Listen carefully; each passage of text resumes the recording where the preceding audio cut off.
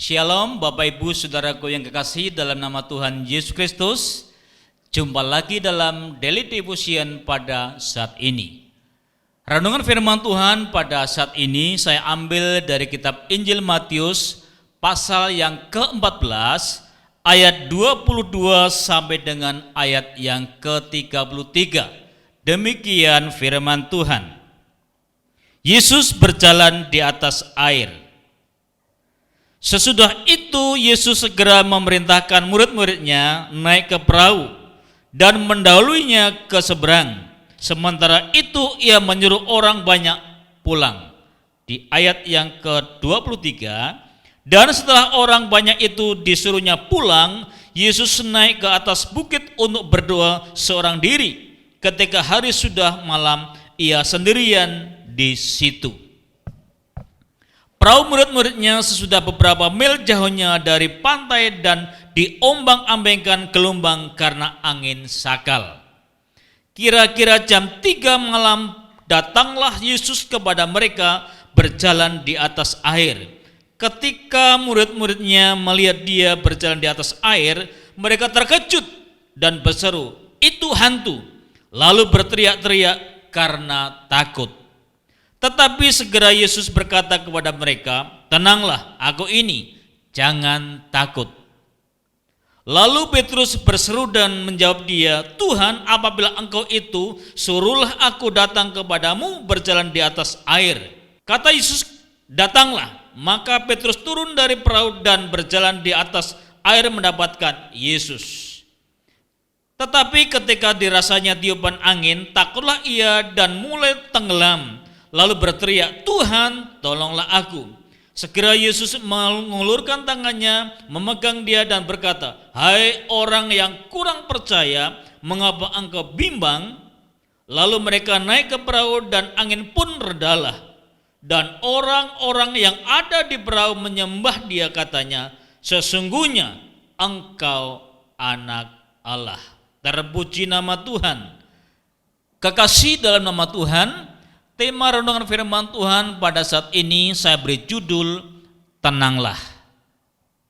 Jadi kekasih dalam nama Tuhan, bahwa ketenangan akan membawa sukacita. Ketenangan membawa damai sejahtera. Dan ini adalah perintah dari Tuhan Yesus Kristus. Jadi jelas tema pada saat ini, tenanglah. Sebelum saya lebih jauh merenungkan firman Tuhan di ayat ini, kekasih dalam nama Tuhan Yesus Kristus, saya ingin bersaksi sedikit betapa pentingnya kita sebagai orang percaya tenang.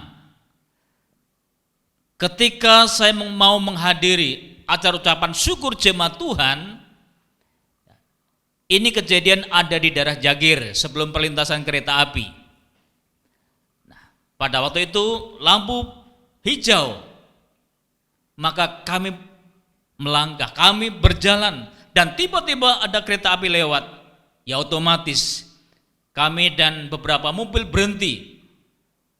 Dan kekasih dalam nama Tuhan, ada seseorang yang turun dari mobilnya, memukul-mukul mobil yang saya naiki, dan dia berteriak-teriak. Akhirnya kaca saya buka, dia tetap berteriak-teriak, tapi saya tetap tenang. Andai kata saya tidak tenang, maka akan terjadi hal yang lain. Nah, berhubung saya tenang, saya bilang, "Pak, sorry, saya akan geser mobil saya." Akhirnya walaupun mobil saya sudah dipukul-pukul dengan tangannya, saudaraku yang kekasih, akhirnya kami merasakan sukacita. Kenapa? Saya merasakan saya mampu mengalahkan emosi, amarah. Jadi saudaraku yang kasih, betapa pentingnya kita sebagai orang percaya hidup tenang menghadapi masalah yang tiba-tiba. Nah, saya katakan ini masalah yang tiba-tiba. Karena saya berpikir belakang mobil saya dilewati untuk motor dan mobil yang lainnya. Saya pikir aman. Tetapi masalah tiba-tiba datang, dan puji nama Tuhan, kami sampai tempat di mana anak Tuhan mengadakan ucapan syukur, kami selamat. Nah, kita kembali pada firman Tuhan. Nah, pada waktu Yesus, saudaraku ingat sih, memerintahkan murid-muridnya untuk pergi ke seberang, atau di ayat lain berkata bahwa murid-murid Yesus disuruh pergi ke Kapernaum ataupun ke Betsaida dengan perahu. Dan Yesus juga menyuruh orang-orang yang bersama-sama dengannya untuk pulang ke tempatnya masing-masing. Dan kalau kita baca di ayat sebelumnya bagaimana Yesus telah mengadakan mujizat, memberi makan 5.000 orang. Dan akhirnya Yesus menyuruh orang-orang pulang ke rumahnya masing-masing. Dan Yesus memerintahkan murid-muridnya untuk pergi ke seberang. Nah, kekasih dalam nama Tuhan Yesus Kristus, kalau kita baca di ayat yang ke-24 dikatakan, perahu murid-muridnya sudah beberapa mil jauhnya dari pantai dan diombang-ambingkan gelombang karena angin sakal. Ternyata saudaraku yang kasih, murid-murid Yesus pada waktu mau ke seberang ada tantangan, ada hambatan. Mereka sudah bekerja keras dan tantangannya adalah angin sakal. Dan Alkitab mencatat bahwa perahu yang dinaiki oleh murid-murid Yesus diombang-ambingkan, sehingga saudara yang kekasih, tentunya dia sudah berusaha, dia sudah melaksanakan tugasnya masing-masing, sehingga perahunya tetap diombang-ambingkan oleh karena angin sakal. Nah, kekasih dalam nama Tuhan Yesus Kristus, dan ketika murid-muridnya melihat satu sosok, yaitu Tuhan Yesus, bagaimana sikap murid-murid Yesus? Dia berfokus kepada angin sakal, dia fokus pada perahu yang telah diombang-ambingkan oleh angin sakal itu. Dan ternyata apa yang dilihat oleh murid-muridnya, saudaraku yang kasih, murid-muridnya mengalami, saya katakan mengalami ketidaktahuan kehadiran Yesus. Karena murid-muridnya berkata, itu hantu. Dia berseru, itu hantu. Padahal Tuhan Yesus. Dan untuk meyakinkan, untuk membangkitkan iman murid-murid Yesus di saat menghadapi angin sakal, Yesus berkata, tenanglah, ini aku. Jadi saudaraku yang kasih dalam nama Tuhan, betapa pentingnya kita di saat menghadapi tantangan, di saat kita menghadapi masalah, problema dalam hidup kita, dalam rumah tangga kita, dalam pekerjaan kita, dibutuhkan yang namanya ketenangan. Tenang. Sehingga di saat tenang, saudaraku yang kasih, bisa ambil keputusan yang tepat. Murid-muridnya tatkala melihat Yesus, dia berkata itu hantu, padahal itu Tuhan. Nah, inilah akibat ketidaktenangan, akibat masa yang datang kepadanya, dan dia berfokus kepada masa itu. Dan puji nama Tuhan, ada salah satu murid Yesus yang pemberani, yang namanya Petrus. Di ayat yang ke-28, lalu Petrus berseru dan menjawab dia, Tuhan, apabila engkau itu, suruhlah aku datang kepadamu berjalan di atas air. Kata Yesus, datanglah. Maka Petrus turun dari perahu dan berjalan di atas air mendapatkan Yesus. Luar biasa. Apa yang dikatakan oleh Petrus diresponi oleh Yesus untuk meyakinkan bahwa Yesus ada di sampingnya, ada bersama-sama dengannya. Dan luar biasanya, pada waktu Petrus turun dari perahu, Petrus bisa berjalan di atas air. Luar biasa. Inilah iman Petrus yang luar biasa, meyakini akan perkataan Yesus, dan Petrus melangkah sehingga mujizat terjadi.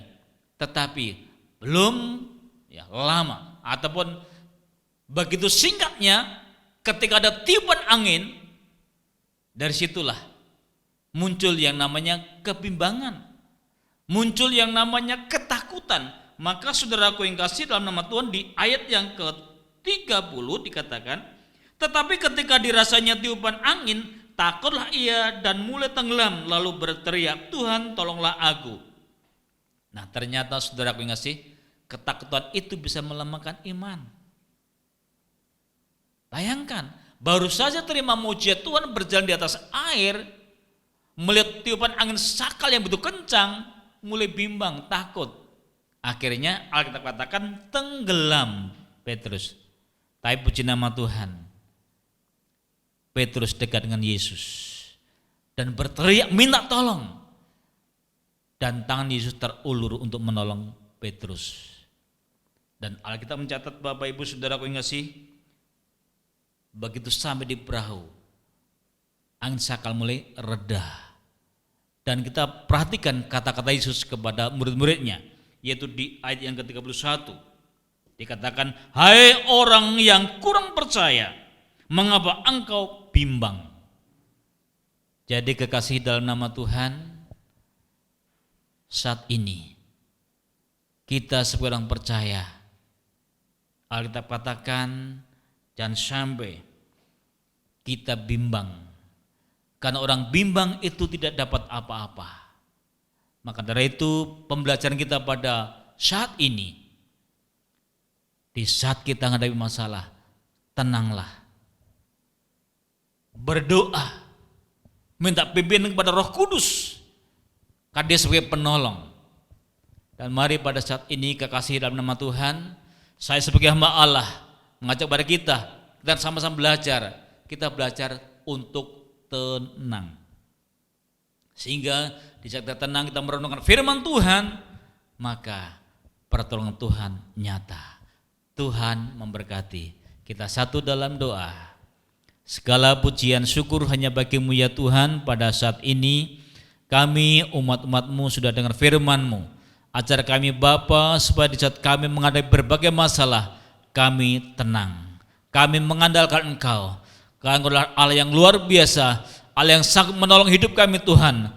Permasalahan sebesar apapun ya Tuhan, ketika kami datang kepadamu, maka tangan Tuhan tak ulur untuk menolong kami. Terima kasih Tuhan, berkati jemaat-Mu yang ada di GPI Lusaya, berkati kami semuanya, berkati Tuhan kota kami, berkati bangsa kami, bangsa Indonesia.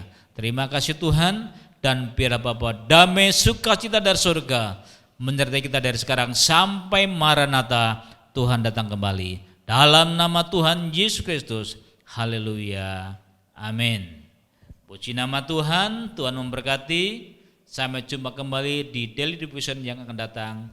Haleluya, amin.